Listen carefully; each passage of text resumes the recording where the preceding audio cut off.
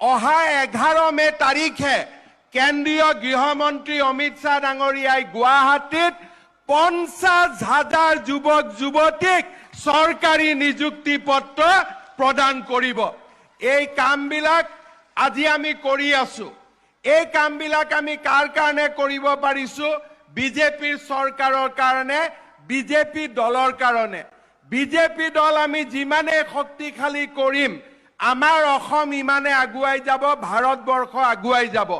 আৰু তাৰ বাবে গুৱাহাটীত যেনেকে আমি বিজেপিৰ এটা ডাঙৰ কাৰ্যালয় নিৰ্মাণ কৰিছিলো, আজি আমি ডিব্ৰুগড়তো উজনি অসমৰ হেডকোৱাৰ্টাৰ হিচাপে বিজেপিৰ এটা বৃহৎ কাৰ্যালয় আমি নিৰ্মাণ কৰাৰ দিশত আগবাঢ়িছো। কেন্দ্ৰীয় গৃহমন্ত্ৰী আমাৰ সকলোৰে প্ৰেৰণাৰ প্ৰতীক অমিত শ্বাহ ডাঙৰীয়াই অলপ সময়ৰ পিছতে আধাৰশিলা স্থাপন কৰিব আৰু তেখেতৰ ভাষণ আমি সকলোৱে শুনিম। তাৰ পিছত দুগুণ উৎসাহেৰে আমি নিজ নিজ ঘৰলৈ উভতি যাম।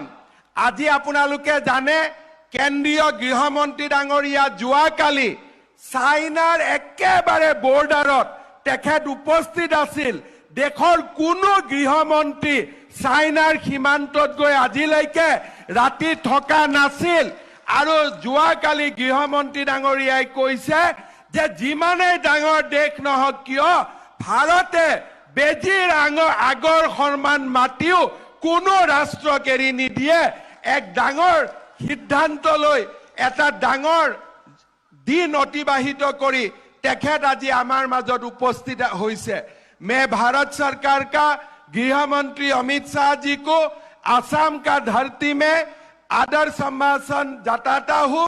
मैं आपको बताना चाहता हूं कि हमारा बीजेपी अभी जिला पर्याय में 22 कार्यालय हम लोग निर्माण कर चुका हूं।